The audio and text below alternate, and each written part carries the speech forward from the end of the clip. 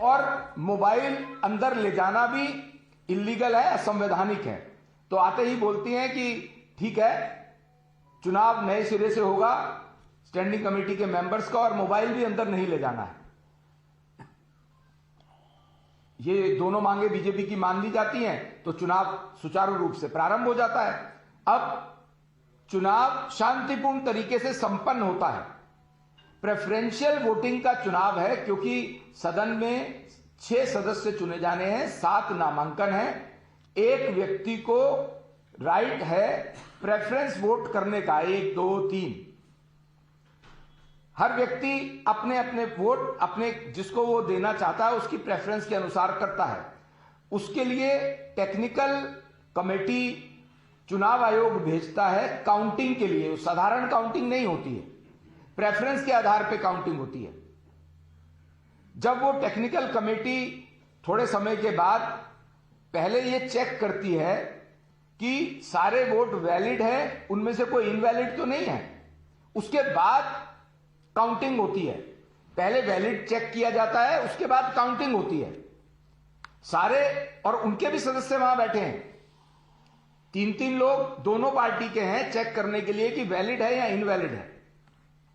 सारे vote valid करार दिए जाते हैं टेक्निकल कमेटी द्वारा भी, और उनके मेंबर्स जो अंदर काउंटिंग एजेंट के रूप में है उनके द्वारा भी कोई ऑब्जेक्शन नहीं है।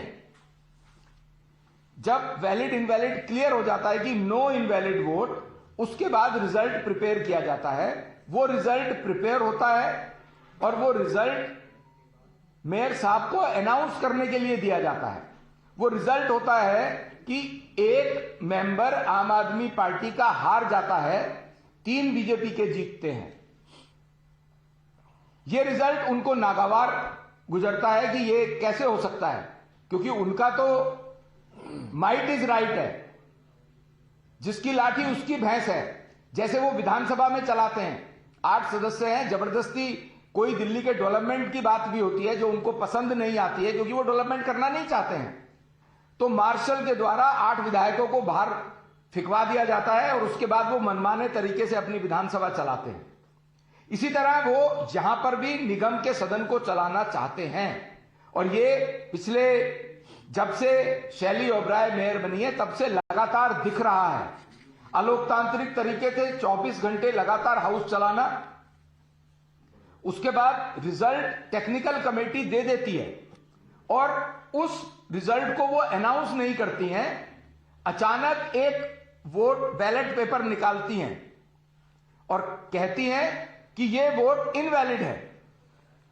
जैसे ऐसा कहा जाए कि इस समय जो ये वोट है, जो दिन है, दिन नहीं है, रात है। इतना ब्लंडर झूठ बोलती हैं, जबकि वो टेक्निकल कमेटी उस वोट को भी बोलती है कि ये वैलिड वोट है, इसके आधार पर ही परिणाम तैयार किया गया है।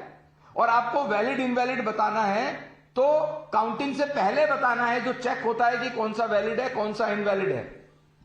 इस बात पर वो मानने को तैयार नहीं होती हैं और बोलती हैं कि रिकाउंटिंग होनी चाहिए। टेक्निकल कमेटी मना करती है कि रिकाउंटिंग की आवश्यकता नहीं है, लगातार इस पे इंसिस्ट करती है। 4 घंटे तक एक ही बात चलती रहती है। बीजेपी के पार्षद पीसफुली वहां पर सिर्फ अपने सीट पर खड़े होकर के विरोध करते हैं कि रिकाउंटिंग नहीं होगी।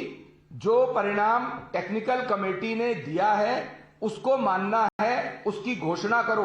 और प्रिजाइडिंग ऑफिसर का काम टेक्निकल कमेटी के परिणाम को घोषणा करने का है, ना कि अपना परिणाम बताने का है।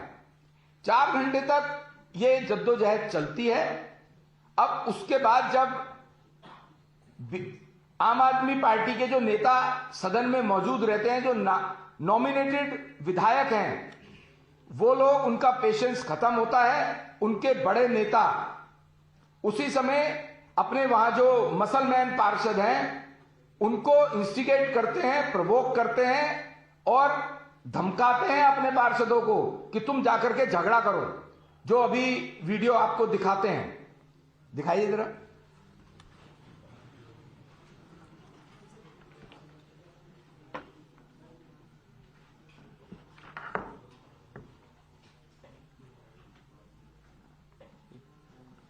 एक वीडियो हमने जानबूझ के नहीं दिखाया, ऑलरेडी सब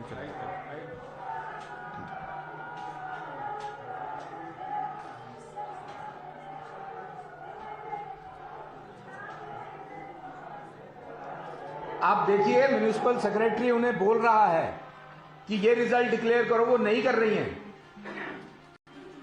और ये इनके बड़े नेता आपको सर्किल में दिखाई दे रहे हैं, मारपीट करते हुए, प्रोवोक करते हुए।